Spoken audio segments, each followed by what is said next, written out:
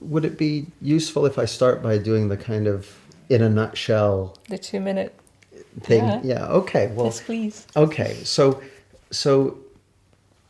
how it looks to me is that, and you're the neuroscientist, so if I say something that's no, that's not how it works, feel free to red flag me on it. It looks to us as human beings like we're looking out through our eyes at a world that's out there. That's our experience of it.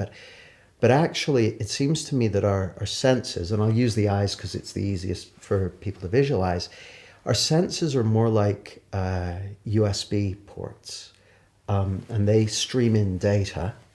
And then our brain, our mind, our neurological and psychological properties go, what must be out there for me to be receiving this data? Yeah. And then it creates a 3D virtual reality based on that. Now, it's a visual, auditory, kinesthetic, gustatory, olfactory virtual reality. So it's on all five senses.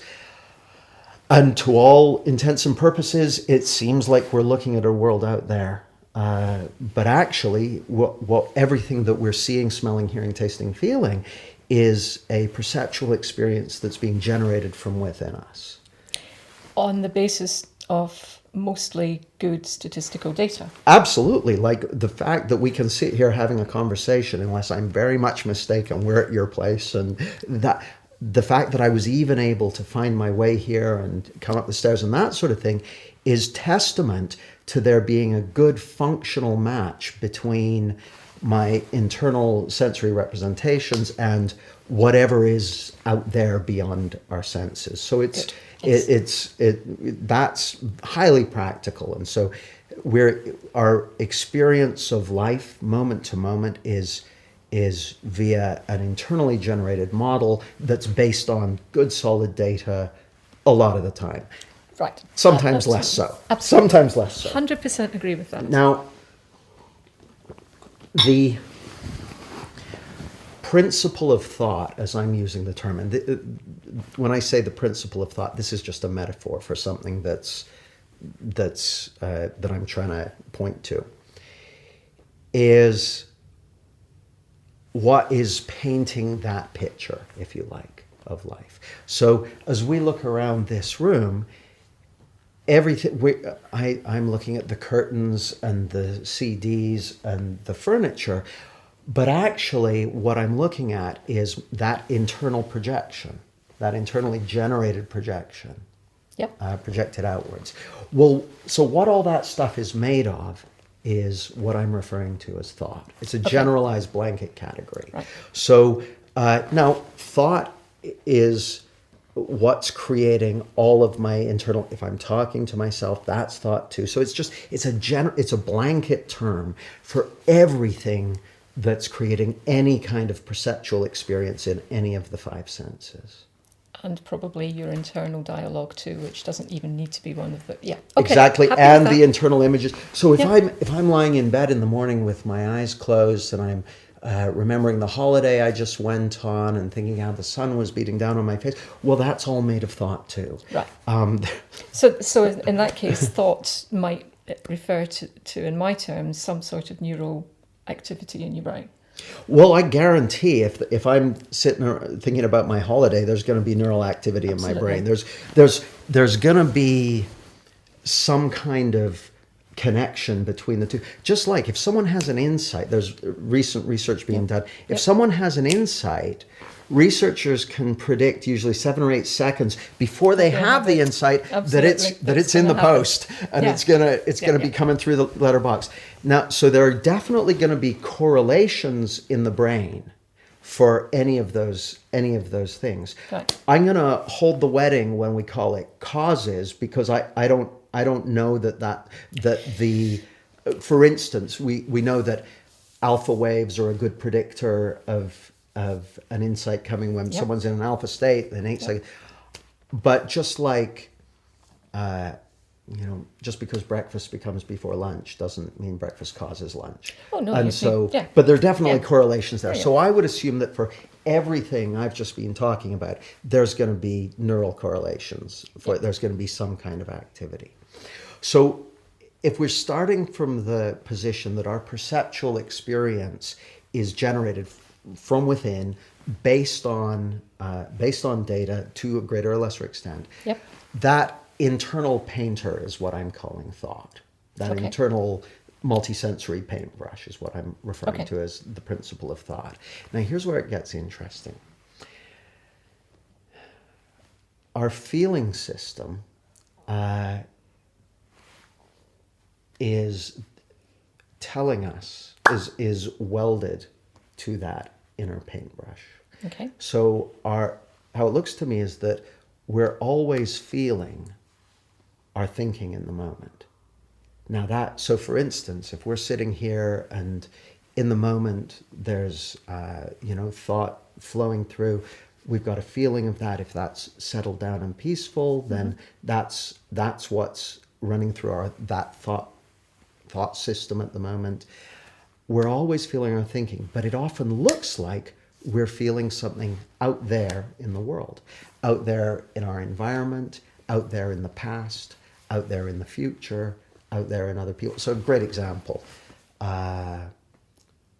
public speaking. I meet lots of people who are afraid of public speaking. Apparently, it's 70% of people or a bunch of people are more afraid, would rather die than speak in public. Yeah. Well, and if they think about, I had someone the other day, it used to be that if they had a public speaking engagement or a presentation at work, for weeks beforehand, they would be anxious and worried and that sort of thing. And it seemed to them, as I can relate to, I used to be terrified of public speaking. It seemed to them like their feelings were to some degree telling them about that future event, had something to do with it. Now, the reality is we don't seem to have the ability to time travel at the moment, and so there's no way that their feelings could have been telling them about that future event. And what I'm stating is that your feelings don't actually know anything about future events. Feelings just know about what's in your thinking in the moment. And what's in your sensory system at the moment? Well, I don't know if your feelings even know that, because I can be walking down the road and I can walk straight into a lamppost that I wasn't aware of because I was daydreaming. Okay. So the sensory data may have been coming in, but if I wasn't, I'm in the feeling of, I'm in the experience of my thinking, not of my sensory input. And as soon as you walk into that lamppost, the system gets updated real quick. Right. Absolutely. No, absolutely. Absolutely. Having said that, someone can be so drunk that they don't even notice it. So, again, I think we're both on the same page with this. Yeah. I'm absolutely not discounting a physical world. I think it's my favorite kind of world to hang out in. Right. And we do have these data sources streaming in, and the experience we're living in moment to moment is going to be informed to a greater or lesser degree by those data sources. Okay. So a quick example, I can be lying in bed in the morning and my radio alarm goes off and I'm asleep and dreaming, and I'm incorporating the sensory data from the radio alarm into that dream. Well, I'm in the experience of the dream, not of the being awake. So the data is being incorporated. Yep. By the same token, I can be on a lovely beach on a glorious holiday, but thinking about something back at work. So we'll tend to be in the experience of our. What I'm saying is we're always going to be in the experience of our thinking, and it'll get informed to a greater or lesser degree by the material world and our senses. Okay, I agree with that. And the only place where we can time travel is in our brain. Yeah. Yeah. Well, Okay, so to finish off, I'm trying to store questions, so finish Sure. off. Okay. So, in a nutshell, we're always living in the experience of our thinking, in the experience of this principle of thought taking form moment to moment. Yeah. But it often seems like our feelings, like our experience, are telling us about something other than that, something external and distant in space or time. They're Absolutely. telling us our feelings, or it seems like our feelings are telling us about what my boss said to me last week, or the meeting I've got coming up next week, or any number of other things. And as soon as it seems to us like our experience is coming from somewhere other than our thinking moment to moment, it creates separation, duality, insecurity, anxiety, and of one flavor or another. Now that's a big leap. But I can map it out for you. It's sort of that, and then a miracle happens. No, but I can map out why that happens. I can see how that might lead to that. I don't think it's an inevitable. Again, it's back to your correlation. Is the cause the fact that you're in your thinking, so you think it's coming from externally, or are those two things indicators of the same thing? Well, I can tell you how it looks to me, which is that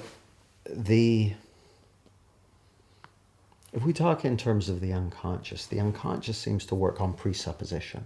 So if I say something like, I don't know, one of the things I love about being on camera is how it makes me smile more. It presupposes that there are many things I love about being on camera, but that presupposition is processed unconsciously. How it seems is that once it appears as though our experience is coming from something other than thought in the moment, there's a whole bunch of presuppositions that come with that. Yeah. And so what I'm about to say isn't principle, it's more kind of rule of thumb. The rule of thumb I've seen is that when people are struggling, there's only one problem that they've got, and the problem they've got is they believe their experience is coming from somewhere other than their thought generated.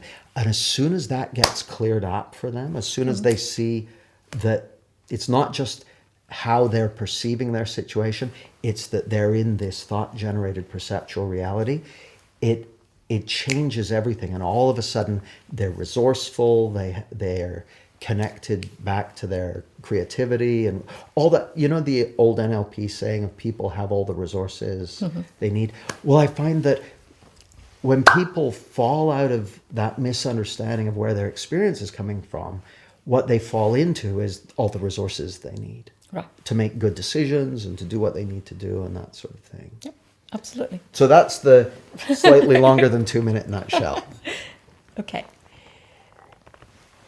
So there is absolutely nothing in that I disagree with as a neuroscientist. And I know this is just putting what you've said into my metaphor, and that it's still a metaphor, but I would fundamentally agree that our perceptual systems make things up. So there's no issue there. And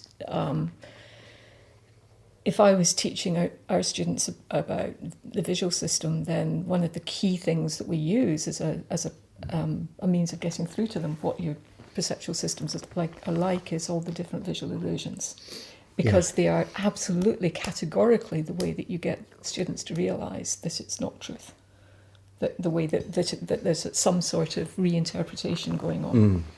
Okay, so there's nothing fundamentally. There's no fundamental disagreement there at all. Absolutely agree. I agree that the only place we time travel is in our brain, and that the mind is phenomenally good at time traveling. There's lots of really lovely research that's going on at the moment about what happens when we time travel and the effects of both backward and forward looking in the brain. So that absolutely. I agree that emotions are attached to your thought, and I agree that emotions can be generated. Remember, we were talking about statistical learning. So if you have one experience where you attach anxiety to something, then your brain will generalize that. Mm-hmm. And so suddenly anxiety becomes attached to a whole lot of stuff in the future that it had no reason to be attached to, because it's never ever happened. So the only place it's attached is in your head. Mm-hmm. So again, I think that fits with the kind of things that you were saying. The one question I've got, and I think it's a question for me as much as for you, is what are emotions for? Great question. I'm going to shoot from the hip on this one, because Go on, well, it seems to be, if I can use the word feeling rather than emotion, Yeah. But we may. We can explore what the yeah. differences are. That is some of the point, but yeah, absolutely. As far as I can tell, our feeling system is there as a guide to let us know what's in our thinking. Okay. Because here's the thing: if you reckon we've got this incredible ability to create an experiential reality, this is an amazing thing, and while it's incredibly useful to be able to accurately identify, my environment and walk up steps and run away from tigers or whatever, that's incredibly useful. Mm-hmm. And it's also just amazingly wonderful to be able to do all the stuff we can do with the mind that isn't tethered in physical reality. Absolutely. They're That's both what makes it special. fantastic. So this is amazing. This is wonderful. And see, in the world of form, in the world of gravity and running around and stuff, there are built-in governors. For instance, it's not possible for me to jump up so high in the air that when I land, my legs will crush under the weight of my body. I can't do that unless I have a trampoline or springs in my shoes or something like that. Pretty maladaptive if you've created a system Exactly. that try to do it. But when people go to the moon, apparently one of the things they have to be very careful of is not assuming that just because they can jump really high up in the air because there's a weaker gravitational force there, or the effects of gravity, that there aren't implications to that. Right. So if people jump too high in the air on the moon, they'll smash themselves to bits when they land.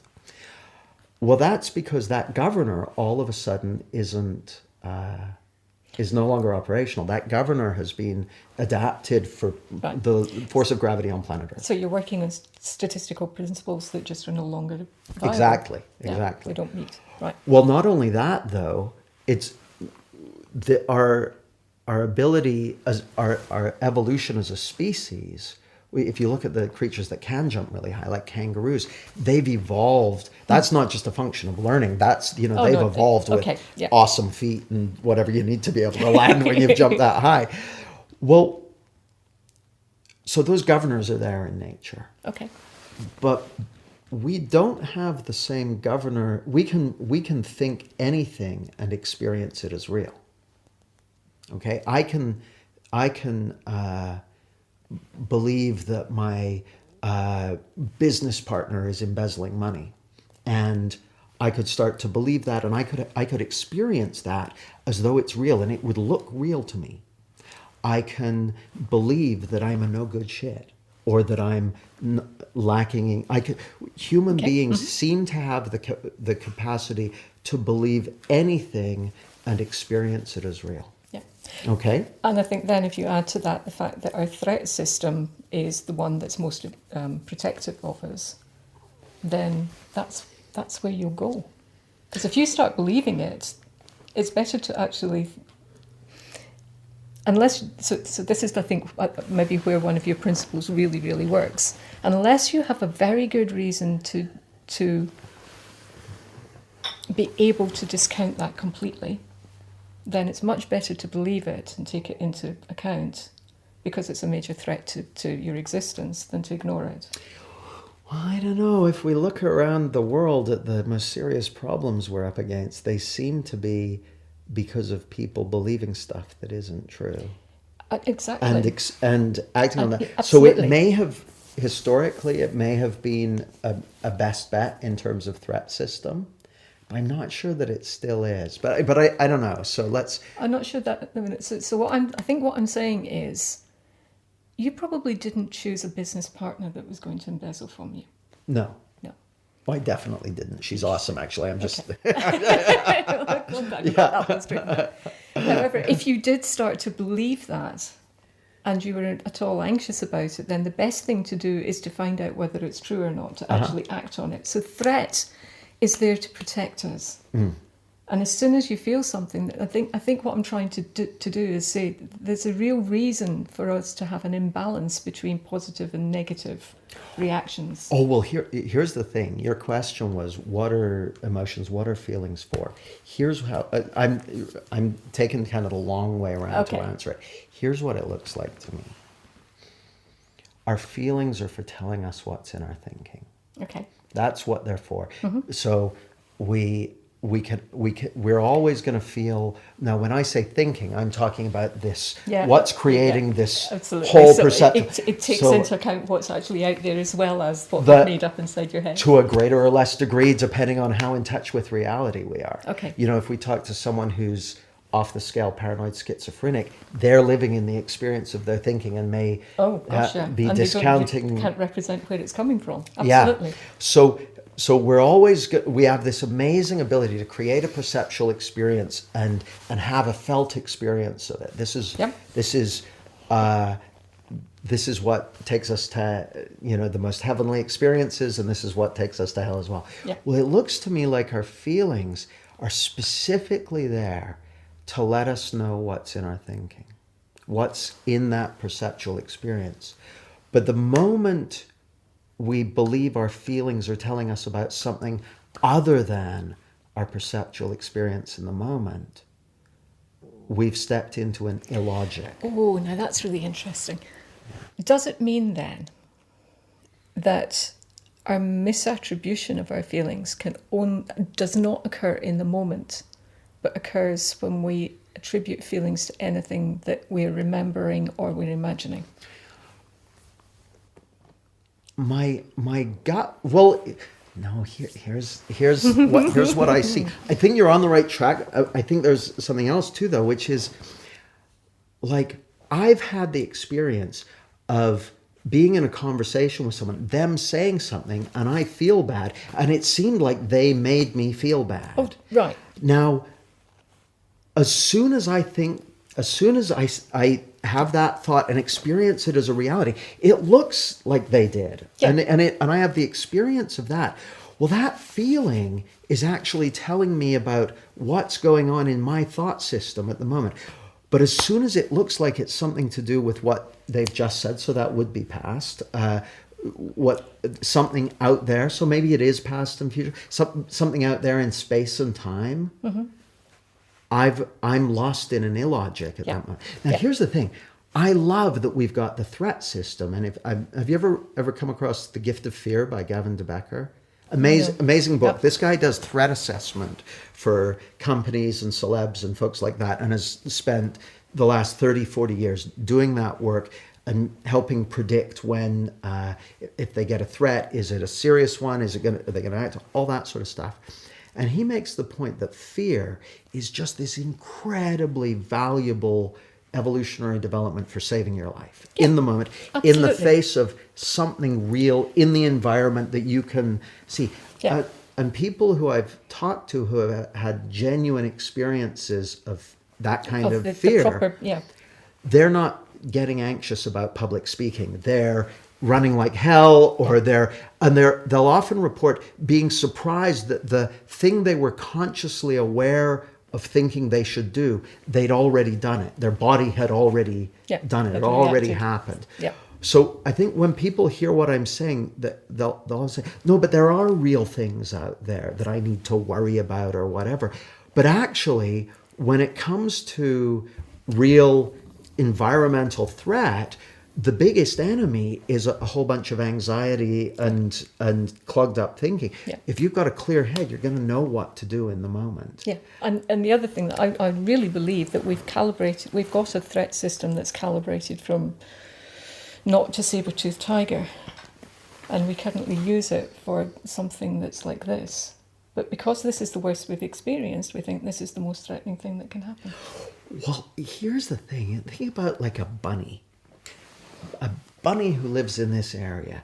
Every day is like Vietnam to that bunny. and they're on the full saber-tooth range. Yeah. And yet they spend most of the day eating grass and having sex. They're not anxious and worried. They're because, as far as I can tell, I mind reading bunnies, but as far as I can tell, they aren't thinking about future or past and then believing their experiences are coming from that. Whereas as human beings, we have this wonderful ability to time travel in our minds.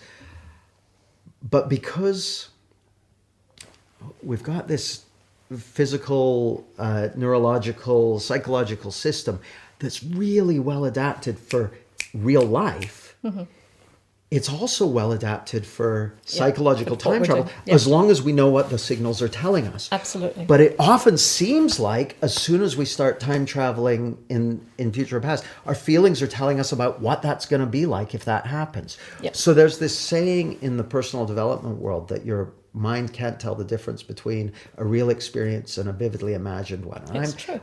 Well, I'm not sure about that. I think there are seeds of truth in it, but I think if that were really true, none of us would have survived as long as we have. because being able to tell the difference between real stuff and the vividly imagined stuff is really valuable. Now we can learn muscle memory and stuff by vividly mental rehearsal and that sort of thing. But I think sometimes when I hear people say that, they're using it as a kind of like, yeah, the unconscious is so dumb that it can't tell the difference. No. And what I'm saying is it can tell the difference. And we've got feelings to give us very clear indications of when we slip out of those optimal, connected, engaged, generative states and into a misunderstanding. And as soon as someone's being anxious about a future event, I guarantee you ask them where do you think I'll ask them, where do you think those feelings are coming from? And they'll say, well, they're coming because I've got this thing coming up in a week's time. It's like, well, how are they getting from there to here? And it's like, well, no, it's how I'm thinking about the thing. But the reality is that event may never even happen.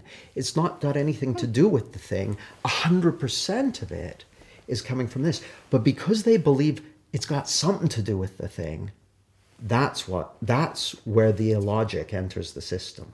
So what I'm saying is we're always living in the feeling of our thinking, where there's a one-to-one match between this thought-generated perceptual reality and our feeling system. And that's what it's there as a guide.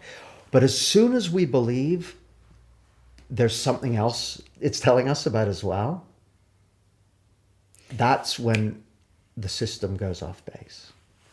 Well, the system doesn't go off base, actually. That's when we get our heads filled up with too much on our minds and that sort of thing.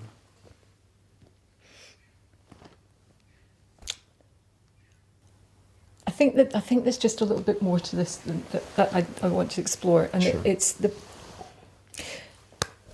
Take firemen, and firemen saying, I knew that I needed to get out of that building because it was just about to collapse. How are they doing that? Well, I don't know, but my guess is they're taking in data. I would assume that there's my guess is it's not rookie firemen doing that, though maybe. Absolutely, no, I My agree guess with you. is that there's a ton of implicit learning about buildings and collapses and all that sort of stuff. But I also know, I imagine, I've never been in a serious fire, but I imagine that those folks who are doing that, who are good at it, I imagine that they're in flow states in those situations. And so I would imagine that they get information. Now, where that information comes from, whether it's gestalts generated by all the data that they're taking in, combined with their past experience, or whether it's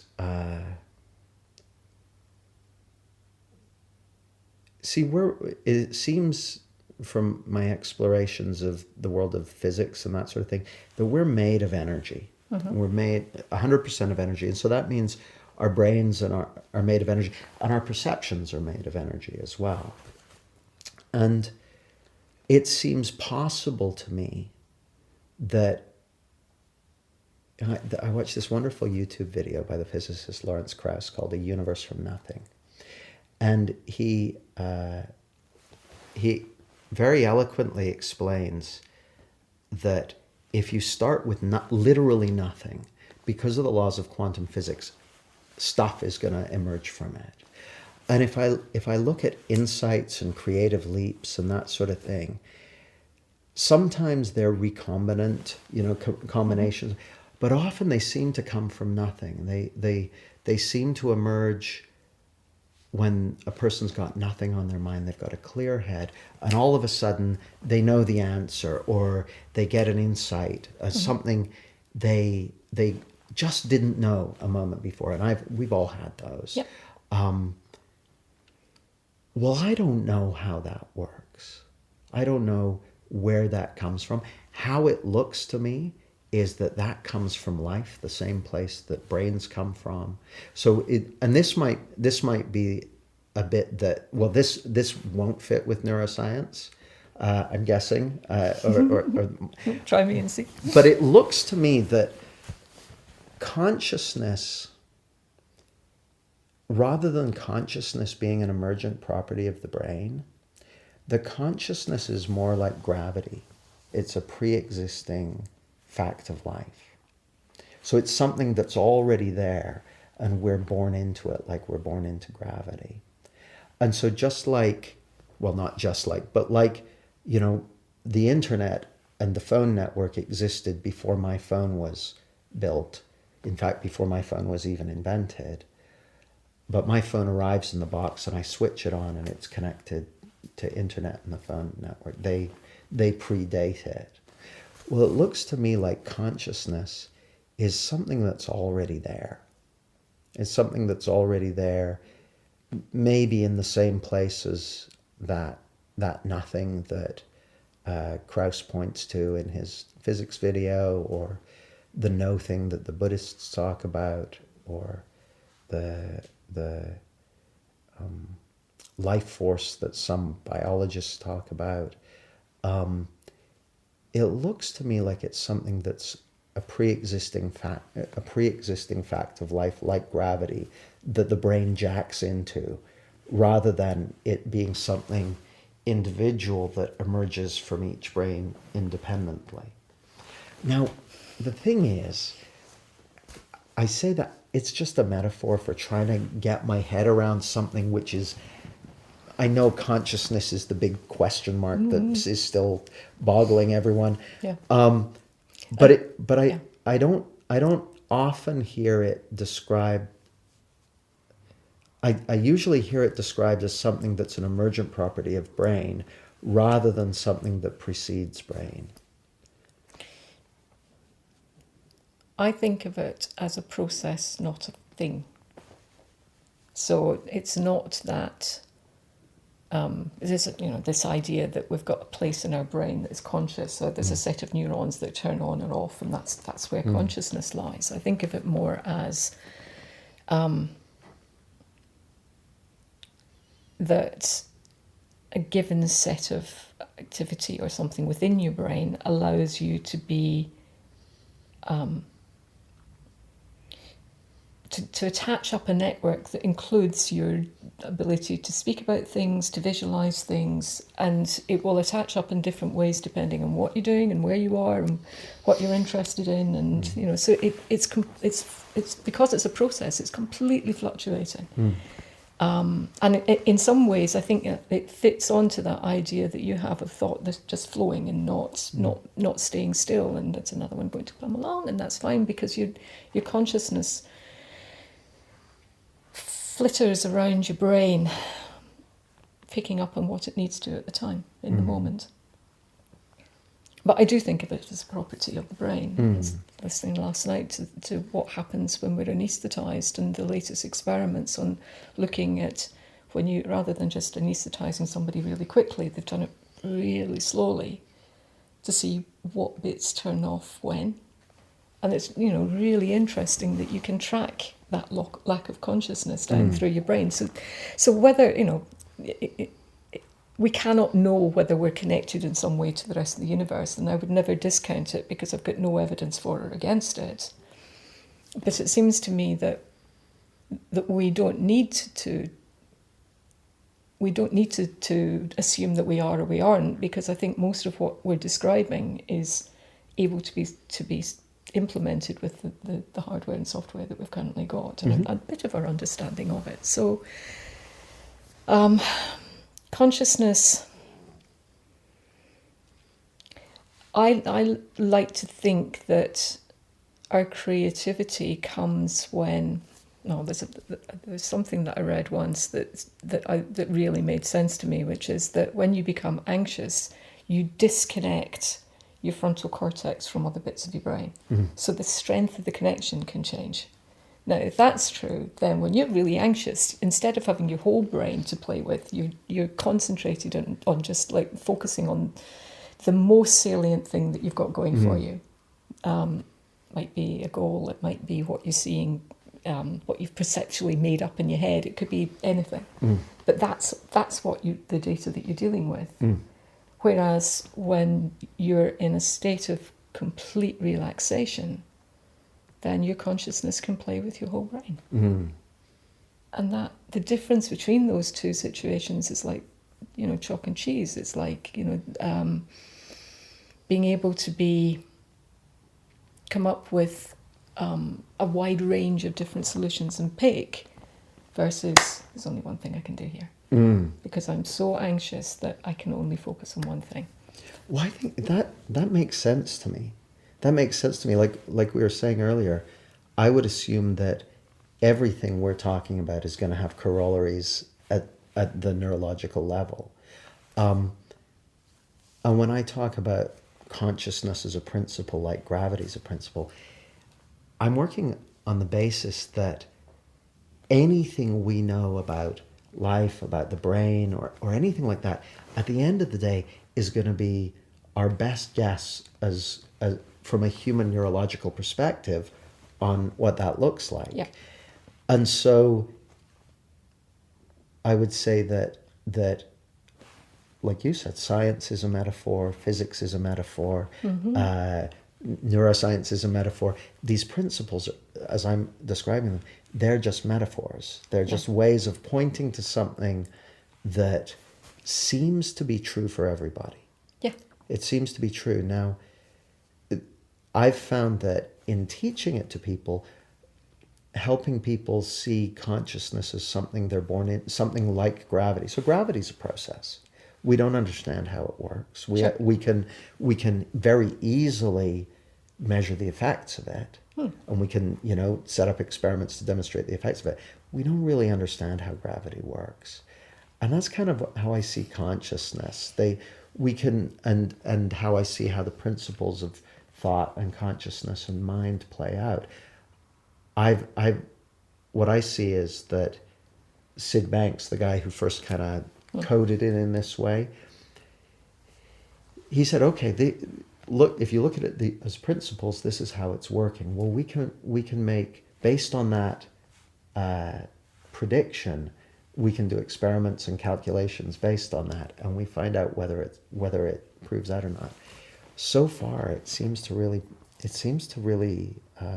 be a good predictive model with everything I've been able to test it with. Yeah, and a lot of the things that the way that you're describing things, CBT is based on this to some extent. It's this idea, and I get that there's a difference.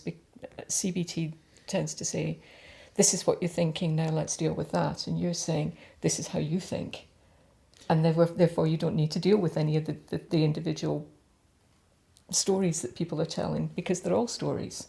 Well, can I facet it a little? Yeah, sure. It looks to me like the situations that would have someone go for CBT therapy or something like that are all caused by. You see, interesting. So I was doing a 3-day intensive with a client, and I had an intern sitting in on it. And so the intern asked me, how are you going to prepare for it? Like, you're going to be with the client for 3 days, one-on-one. What are you going to talk about? What preparation have you done? I was like, well, we prepared by doing the initial call, finding out what the client wanted. And he didn't believe, the intern didn't believe me, thought I was holding out on him. So we get to lunchtime of the first day, and the client had made a list of, because he was very stressed, very anxious, under huge amounts of pressure, had taken over a business, and was doing really well with it, had like doubled it in size, and was happy with that, but at the expense of his life pretty much. He's working till midnight every night, 7 days a week. That's just, and I asked him to help me understand what was causing that, and he had a list of about 30 things that were causing everything from banks to competitors to pressures from, there was about 30 things on his list, and we spent a good hour or so exploring his list. I said, okay, that's your list. I've got an alternative. Here's what I think is causing it. You mistakenly believe your feelings are coming from somewhere other than your thinking in the moment. And we talked about that a little bit. Then he went off for lunch. Came back after lunch, put an X through his list and said, I get it. It's not a problem anymore. And he literally just had an insight over lunch, and all that stuff had fallen away. Yeah. And we spent the rest of the 2.5 days exploring, other things and being more generative and creative and that sort of thing. Here's the interesting thing. At the end of the first day, the intern and I were debriefing, and as we were talking, he got an insight, and he went, oh, the reason you didn't have to prepare is because you knew that all he's up against is a misunderstanding about where his experience is coming from. And the moment he sees through that misunderstanding, everything's going to change. He said, you got it. And that's what happened. He went back to work. All of a sudden, he's working normal hours. He's got better relations with his team. He's like, we didn't work on any of those things. He just saw that he had been living in a fundamental misunderstanding about where his experience is coming from. Yep. And that one misunderstanding had profound implications for his life. And seeing how it actually works, how it already works, that we're always living in the feeling of our thinking. So I'm not helping him to see, I didn't help him to see that it was how he was thinking about his situation. I'm not interested in that. It's that he believed that his feelings were telling him about something other than thought. That's the thing. Yeah. Okay. So yeah. So Now that's, it's how he's thinking, not what he's thinking about.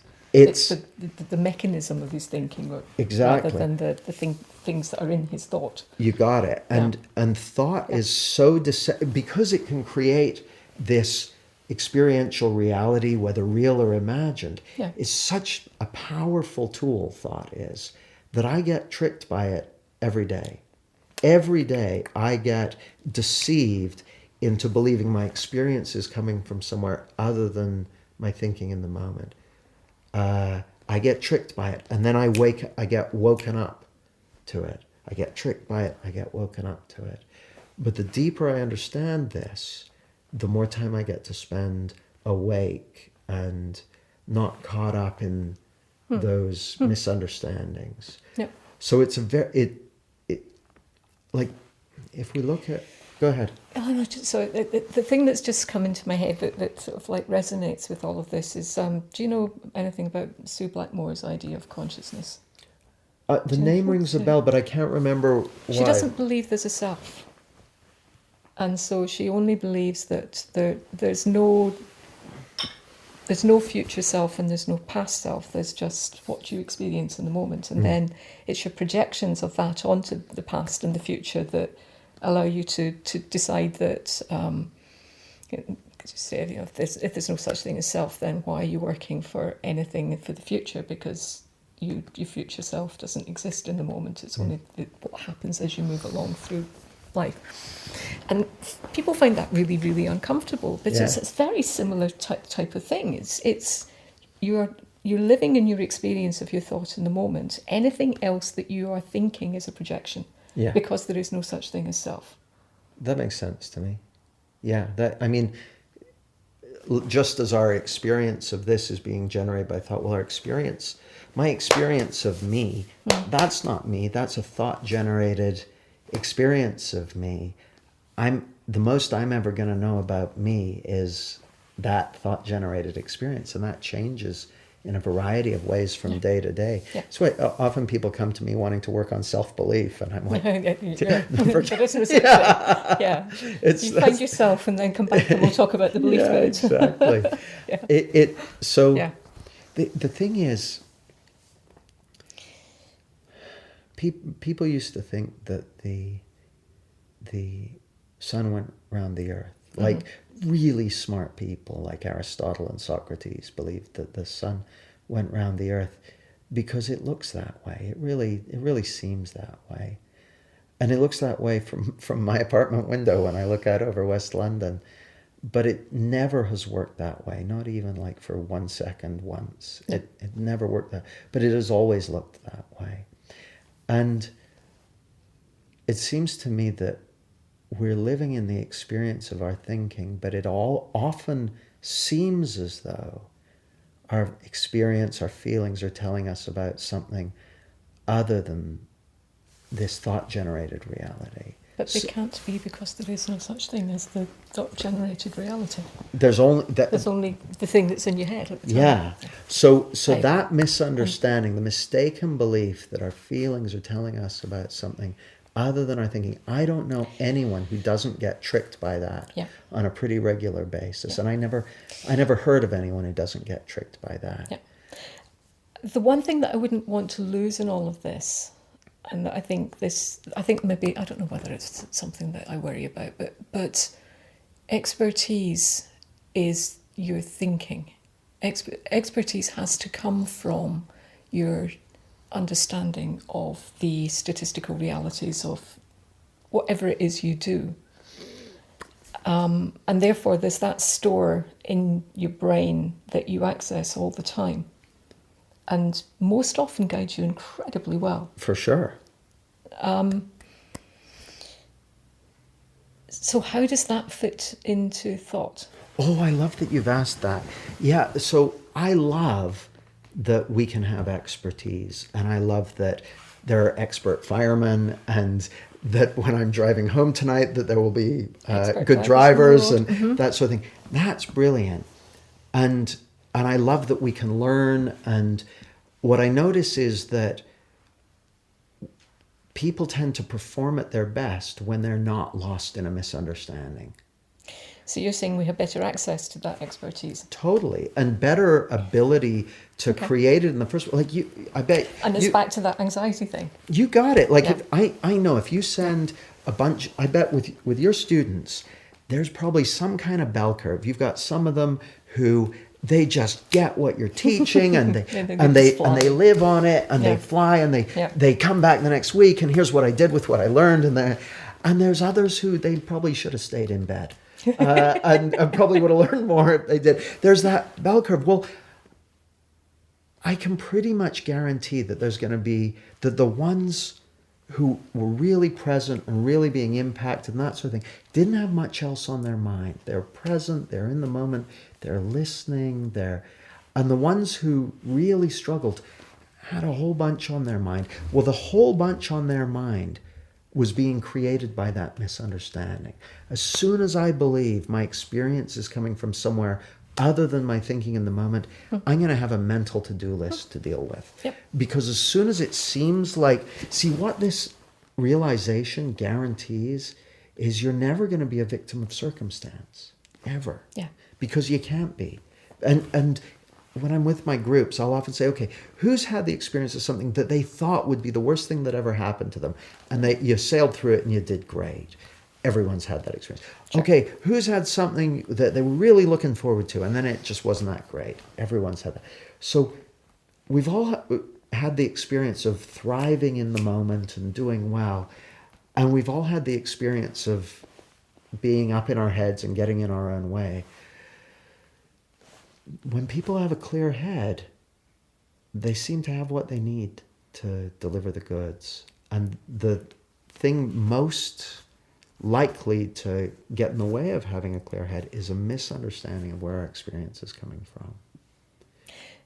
And given that we don't seem to have a disagreement about that fundamentally, what would it be useful for you to ask a neuroscientist about this?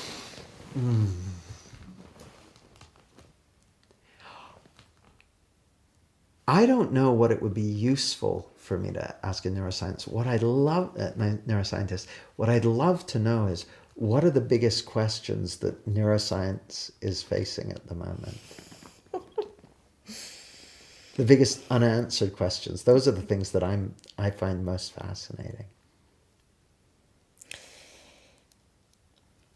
The thing that, I'll answer a slightly different question, but leading to that, the thing that I think has changed most fundamentally about neuroscience in the last 5 years, 10 years, we've got over the kind of advanced phrenology stage, which bit of the brain does that. Yeah. And it's not interesting. It's really, we knew that a long time ago. And the thing that I think is really interesting is, how do the modules join up to create the experience that they were having? So we know that there's these fundamental modules in the brain that are doing language or emotion, feeling or perception.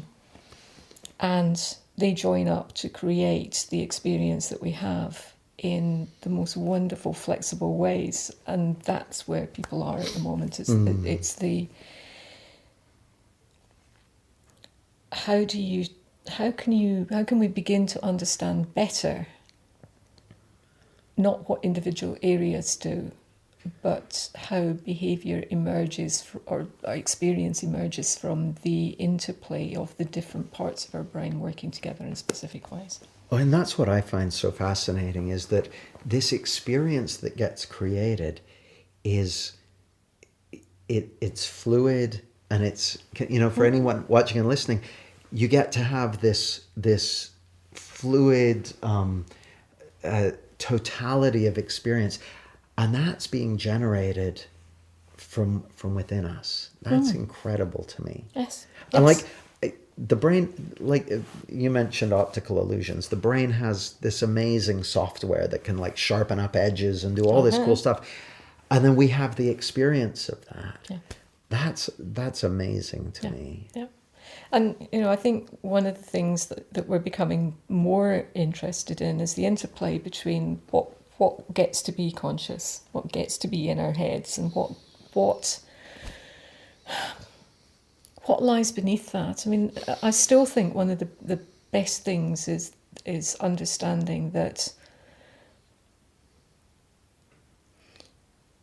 so much of what we take for granted is the information that's most important in our day-to-day life. So it's not this. It comes back to this. It's not the stuff that's right here. It's the fact that we can drive home without thinking about it. It's the fact that we can walk down a really busy pavement without bumping into people, or that we'll say sorry as soon as we do. It's those kind of patterns that allow us to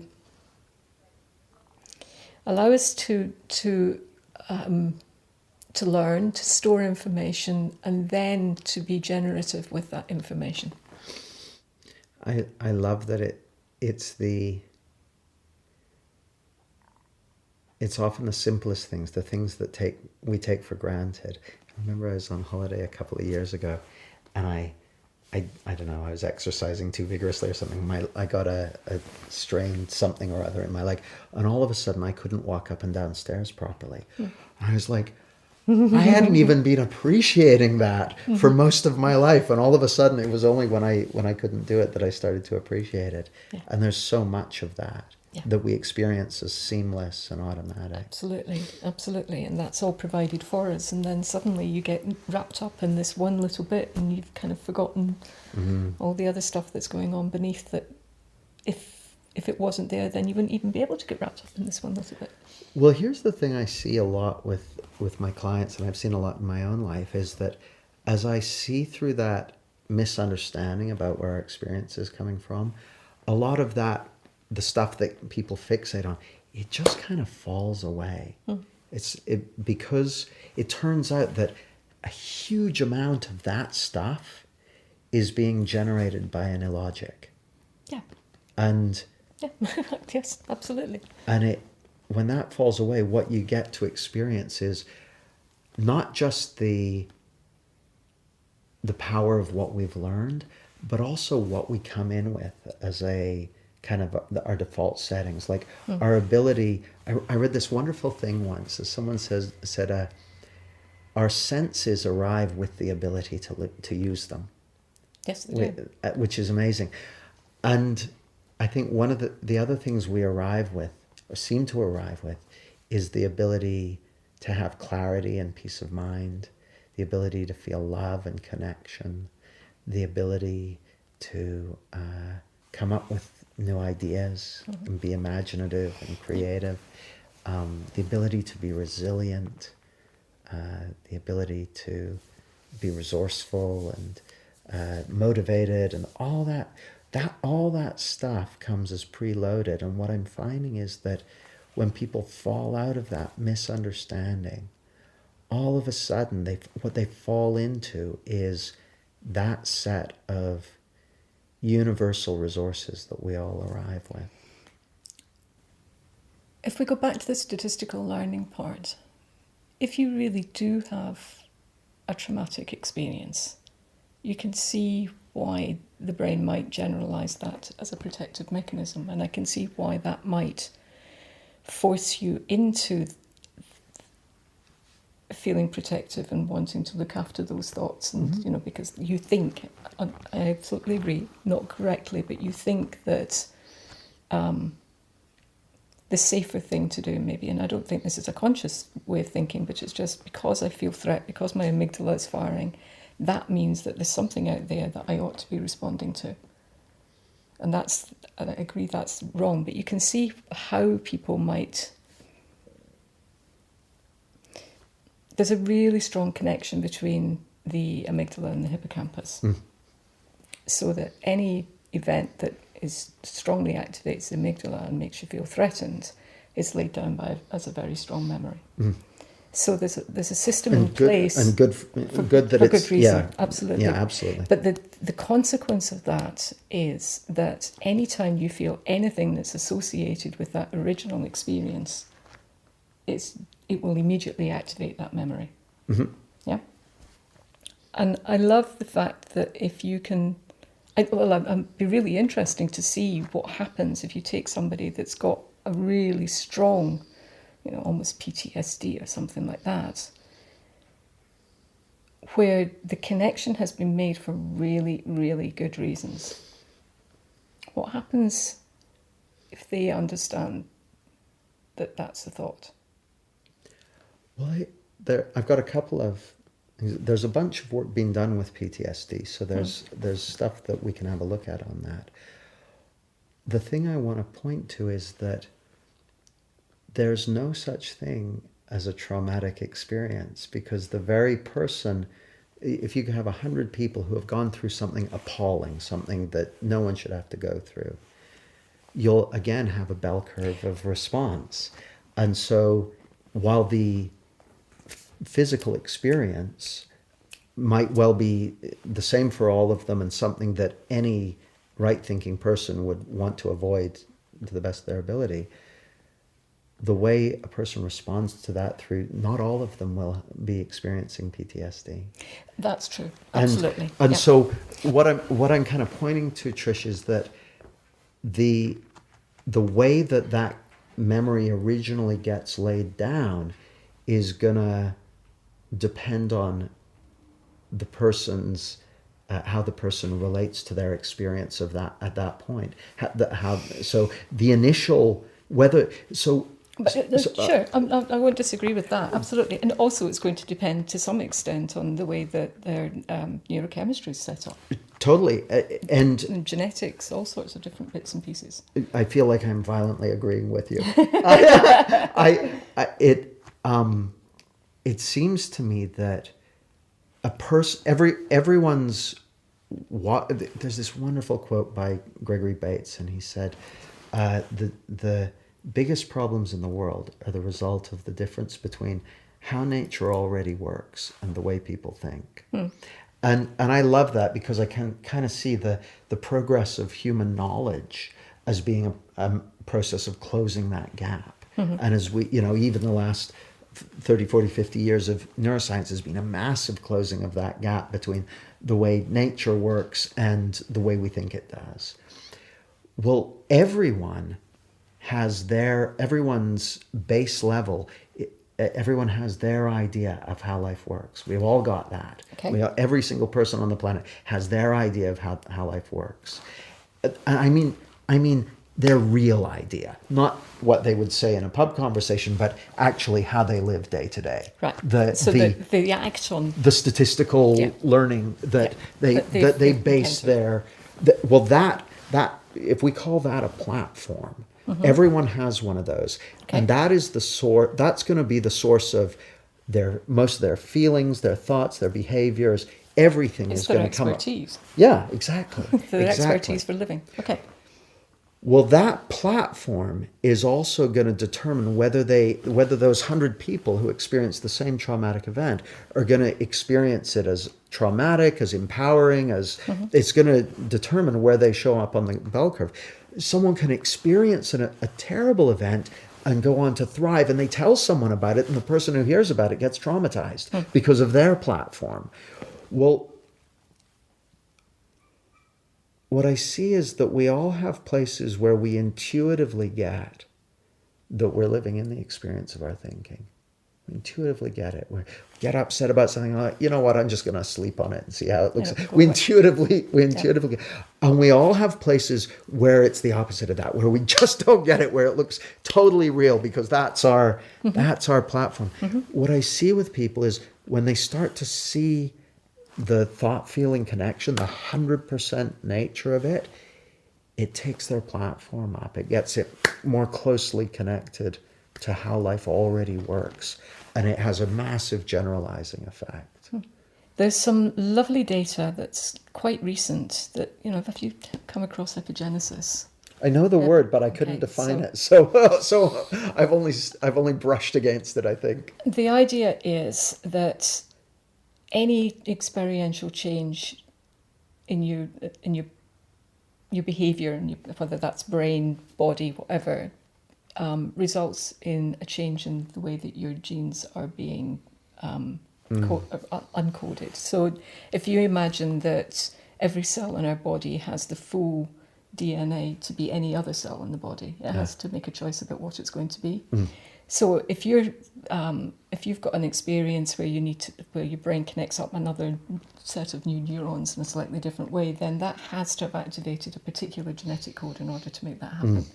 And it gets rid of this nature-nurture debate completely, because there is no such thing as nature or nurture. Nurture causes a change in the genes, and the genes cause a change in your experience. Yeah. So it's completely cyclical. It's that whole thing of your biography becomes your biology. Absolutely. Yeah. Absolutely.